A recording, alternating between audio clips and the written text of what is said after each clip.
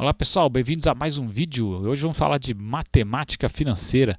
Vamos falar de tabela price, tabela saque, ver como é que funciona isso. E no geral, o nosso projeto aqui é a gente entender, né, nesse vídeo aqui a gente vai entender como é que funciona tabela saque, tabela price. E eu vou explicar de um jeito meio estratégico assim, porque a ideia é a gente fazer uma automação lá no Python, pegar toda uma lista de cadastros de, de de contratos, né? De contratos price, contratos saque, e fazer um processamento e gerar um arquivo para depois levar para um BI, né? Para um Power BI, para um Tableau, né? Então, fazer uma automação e gerar todos esses cadastros, produzir as tabelas price e saque de todo mundo e depois gerar um arquivo e exportar esse arquivo, né? Para depois a gente visualizar os dados. E só que para explicar, eu achei mais fácil fazer um vídeo primeiro no Excel explicando para introduzir o assunto, ficar mais fácil de entender quando chegar lá no Python, tá? Então eu vou explicar de um jeito bem específico assim, né? Eu não estou montando do jeito que normalmente, né? Ou então do jeito mais otimizado possível para o Excel, tá? Então vou mostrar de um jeito que meio mais próximo. Eu tentei trazer o que eu fiz lá no Python para o Excel para ficar meio para na hora de mostrar lá no Python não dar um salto, né, cognitivo tão grande. Então vamos lá. Então a nossa tabela assim é bem simples, tem poucas colunas, ó. É o contrato, né, o número do contrato, o valor contratado, né, o principal, né, é o valor que iniciou o contrato, né, e a taxa negociada, a quantidade de parcelas, o modelo e price ou saque, né, e a data de início, né, do contrato, né, a data que foi depositado, por exemplo, né. Só para a gente explorar rapidamente os dados, né, o que nós temos aqui? Taxas variando entre 1 e quase 2%, né, a maior frequência aqui está entre 1,4 e 1,6, 1,7, né, tá nessa a maior frequência aqui de contratos está nesse de 1,4 até 1,6, né? Então aqui isso aqui é o histograma, né? Então esse eixo Y são a quantidade, né? Quantidade que tem aqui, né? O principal, né, ou seja, o valor, né, contratado varia desde 10 mil até 2 milhões. Então tem um range bem abrangente. Está bem aleatório, né? Dá para ver aqui que a disposição dos dados aqui está bem aleatório, mas foi o jeito que eu fiz, né? Essa base eu criei na mão mesmo, né? Para a gente aprender. E parcelas está um pouco mais concentrado aqui, de 6 a 12 parcelas, mas está quase aleatório também. E price e saque, você vê que tem bem mais price do que saque, né? Mais ou menos 1/3 de saque, né? 2/3 de price. Contratos por mês, ó, mais ou menos aí uns 5, né? Dá para ver aqui uns 5. Então, não estou mostrando com tantos detalhes, que depois a ideia é a gente explorar os dados com mais detalhes, fazer um fluxo de caixa e tudo mais, né? Depois que a gente exportar, depois que a gente fizer toda a nossa automação e exportar os dados para uma ferramenta de visualização. Então vamos falar de tabela saque. Então vamos lá. Então a ideia é reproduzir dessa forma aqui, né? Então, um contrato, parcela, a data de vencimento anterior e atual, né? Essa aqui seria o vencimento da parcela e a anterior, né? E PMT é o valor pago, né? Mensalmente. Os juros que está dentro da parcela, a amortização é o que vai efetivamente reduzir o nosso contrato lá até ele ser pago totalmente, tá? Então vamos lá. Então a tabela saque ela é super simples, né? Então vamos lá. Ó, a amortização como é que funciona? É super simples. Ó. É pegar o valor contratado, dividir pela quantidade de parcelas e pronto, resolvido. Então é super simples a tabela saque, né? Sistema de amortização contínuo. Parcela, assim, a amortização é sempre igual, né? Todo mês você amortiza sempre o mesmo valor do seu contrato. Então ele vai diminuindo, né? Olha como é que eu montei aqui. Então o principal ele vai sendo diminuído essa parcela, que é sempre igual, né, de amortização, vezes o número da parcela ali. Então achei um jeito fácil de fazer aqui. E pronto, resolvido. O valor a ser pago também super simples, é só somar os juros com a amortização. A questão está mais nos juros, né? A maior dificuldade aqui de programar está nos juros. Então como é que eu fiz aqui? Ó? A fórmula ela é essa aqui, ó, dos juros. Ela é essa aqui, ó. Então tá aqui, ó, juros, o que ele é? Ele é o valor presente, né? Valor presente é o valor contratado, né? Ou o valor atualizado do que já foi pago, né? Se você pagou já alguma coisa, o valor presente atualizado é esse aí, né? O quanto você está devendo naquele momento, vezes 1 mais a taxa elevada ao número de período menos o valor presente de novo. Por quê? Para sobrar só os juros, né? Então se aqui for 100 e tiver 5% aqui, se essa conta der 5%, por exemplo, vai ser 100 vezes 1 mais 5%, então vai dar 105 menos 100, tem 5 de juros, né? Então, se tinha 100 antes, tem 105 agora, os juros é 5. Tá? Então, nós vamos fazer essa função aqui. Então, é isso que está aqui dentro. Eu deixei aqui de propósito, dividi em 3 bloquinhos, né? Pulei uma linha para cada um daqueles pedaços ali, né? Ó. Então, o valor presente, o 1 mais a taxa elevada ao número de períodos está aqui, e o valor presente de novo subtraindo. Então vamos lá. Ó. Como é que eu fui diminuindo o valor do principal aqui, né? Ó, eu fui diminuindo. Ó. Isso aqui dá a parcela de novo. Ó lá. Olha lá, o F9, quando você aperta F9, ele executa aquele pedaço que você selecionou. Né? Ó, tá vendo? Ó, 235 mil, é isso aí. Né? E vezes a parcela. Né? A parcela menos 1, que é para ele diminuir só a partir da segunda parcela, tá certo? Né? Porque eu calculo os juros, o primeiro juros ele parte do valor contratado, né? O segundo juros, segundo mês, é a partir do mês anterior, né? E assim por diante. Então por isso que tem um menos 1 aqui. Aqui nesse primeiro vai dar 0, né? Então isso aqui vezes 0 dá 0. Então vai ser os juros vai ser aplicado em cima do principal mesmo, né? Aí a partir da segunda parcela, no caso, vai dar essa conta aqui vai dar né? Vai dar um período aqui, 235, né? E ele vai diminuir, né? Apertando a F9 de novo, já ficou menor. Então os juros vai ser em cima de um principal menor, né? E assim por diante. E aqui, né, ó, 1 mais a taxa elevada ao número de período, o número de período em dias. Para fazer em dias eu precisei gerar uma taxa aqui, ó. Eu precisei gerar essa taxa ao dia e aí usar uma outra fórmula lá, que é essa aqui, ó. Né, ó. Para achar a taxa é o valor futuro dividido pelo valor presente elevado a 1 sobre o número de períodos menos 1. Né, ó. Então esse é o que está aqui. 1 mais a taxa dividido por 1. Por que é 1 mais a taxa dividido por 1? Mas, poxa, dividir por 1, né? Porque eu estou aplicando exatamente aquela forma, né? Valor futuro dividido por valor presente. Então, como eu estou querendo gerar uma taxa equivalente ao dia, eu tenho ao mês e quero um equivalente ao dia, qual que é o N? O N é o número de dias que tem em um mês, né? Por que eu estou fazendo isso? Porque eu tenho o mês e quero o dia. Tem em média esse aqui, ó, num longo prazo, né? Eu estou fazendo assim porque estou imaginando num longo prazo, né? Vários anos aqui de vários anos de fluxo de caixa, né? Um mês vai ter em média 30,44, né? 43. Um mês tem em média 30,43 dias. Em média aí num longo prazo. Por isso que eu fiz assim, né? Então 1 sobre N, né? Como está lá na fórmula, 1 sobre N. E 1 mais a taxa. 1 mais a taxa é o valor futuro, porque eu tenho 1 e 1 mais a taxa ao mês, né? 1 e 1 mais a taxa ao mês, né? 1 é o valor presente, 1 mais a taxa vai ser o valor futuro, né?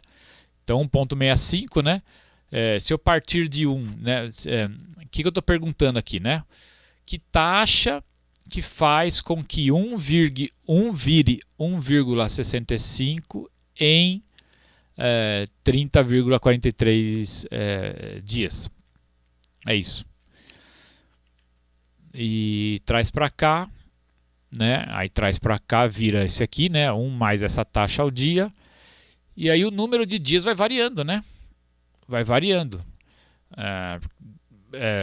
Porque aí você tem um mês com 28 ou 29, depende se for ano bissexto, 30 dias, 31, né? Então vai dar, então a quantidade de dias é diferente. Então por isso que faz a taxa ao dia para os juros ficar mais preciso dia a dia,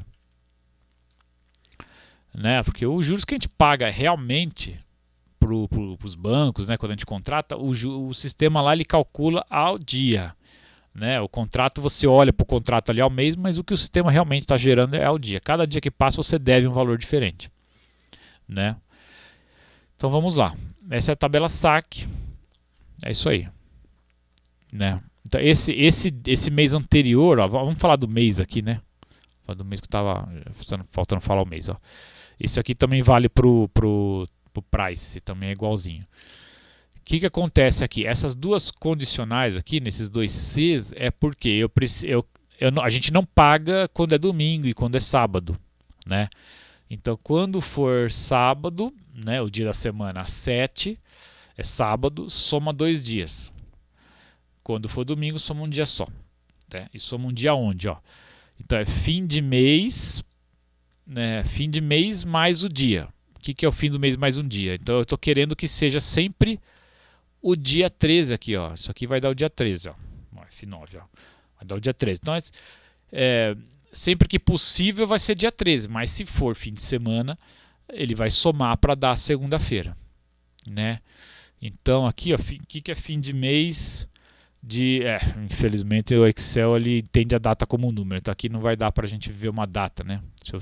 Mesmo que eu execute aqui com F9, ele não vai me mostrar uma data, mas enfim. Então isso aqui vai ser o fim de mês mais uma quantidade de meses. Então eu coloquei menos 1 porque na primeira parcela eu não somo nenhum mês. Né? Só de fazer o fim de mês mais o dia, ele já está indo para o próximo mês mesmo. Então por isso que eu fiz menos 1 aqui. E assim por diante ele vai fazendo e vai ficando desse jeito aqui. Né? Ó. Olha lá, ó, aqui foi para o dia 15 porque era um fim de semana aqui, nesse caso. Então o anterior é só um dia, é só colocar menos 2 aqui, ó. Tá vendo? A fórmula é igualzinha. Aqui está menos 1, né? E aqui menos 2. Por quê? Porque para fazer os juros, para eu poder pegar a variação, a quantidade de dias que tem nessas duas colunas. Tá? Então esse data de vencimento fica semelhante aqui para o price, ó, também. Quando eu vou para a tabela price, ó lá, mesma coisa, tá? Então não preciso explicar de novo, tá? Tudo tá igualzinho. E só para falar aqui também, né? Eu fiz uma estratégia aqui de colocar nome para essas células aqui, ó, do cadastro. Eu vou lá, pincei um cadastro, coloquei aqui e dei nome para essa célula. Você faz assim, né? Pega o botão direito, definir nome e coloca o nome, né? Então, é interessante porque quando a gente olha para cá, ó, eu consigo diferenciar com facilidade, em vez de ficar a coluna A5, né, B23, né, enfim. Fica mais fácil, mais didático aqui. Né? Então, ó, fim de mês do cadastro de emissão, mais essa quantidade de meses aqui. E o dia do cadastro de emissão. Então fica fácil da gente ver, entender o que está aqui, né? Em vez de ficar só o código ali, né? A5, por exemplo. Beleza? Então é isso aí, ó. Tá igualzinho, tá lá. A amortização aqui é fácil, né? Só que os juros e a parcela é mais complicadinho. Então a amortização tá aí, ó. É o que foi pago menos os juros. Então a parte de amortização é bem simples aqui. Os juros, ele precisa, então os juros e o valor presente aqui da tabela price, o que acontece?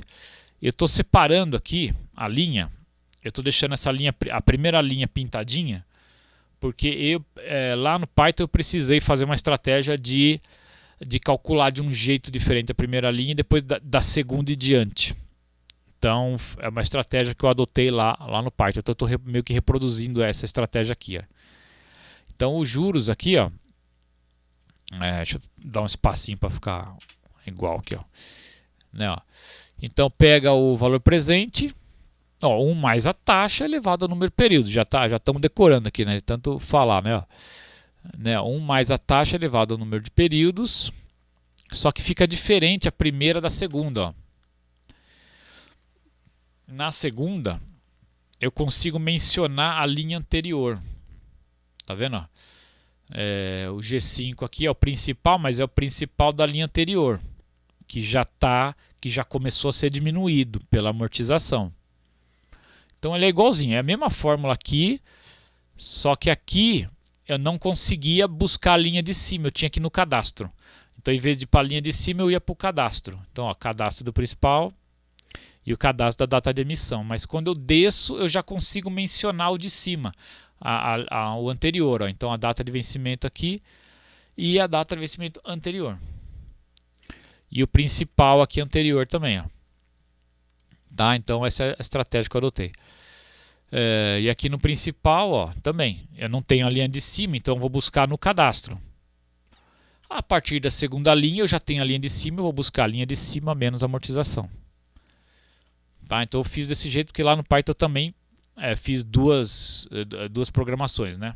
Faz a primeira linha e depois faz a partir da segunda até o final. A parcela é uma conta só, então essa é simples, é uma conta só que vai embora.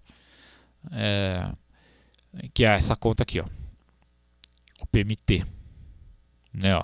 Então, o PMT é o valor presente vezes a taxa dividido por 1 menos 1 mais i elevado a menos n.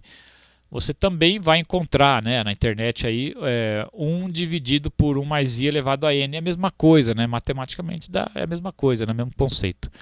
Tá, então pode ser menos n aqui ou n, mas o n vai ter 1 sobre mais i. Mesma coisa, tá? A gente pode programar das duas formas lá, as duas vão estar certo.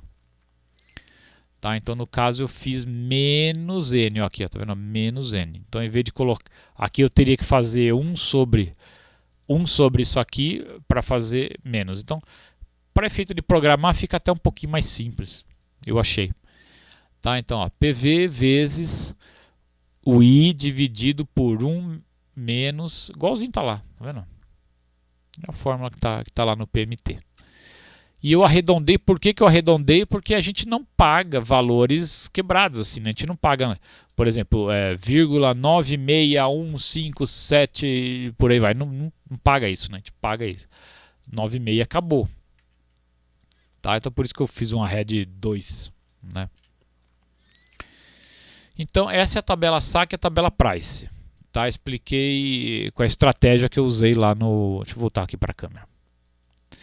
Então eu expliquei com a estratégia que eu usei no Python. Tá? Então o vídeo está com 18 minutos, então foi isso que eu pensei mesmo. Ia ficar muito comprido, ia ficar um vídeo muito longo, talvez chegasse perto de 1 hora, ia ficar muito cansativo. Então explica aqui tabela SAC Price, já bem próximo lá do que vai ser feito lá no Python.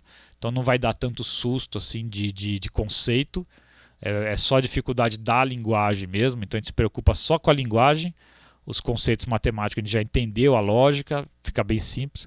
Então essa foi a ideia, tá? Fazer um vídeo meio que para diminuir o degrau, vamos dizer assim, né? A ideia é diminuir o degrau de entendimento, assim, né? Menos coisas, menos decoreba até, né? Menos coisas para entender conceitos matemáticos. Então essa que é a ideia.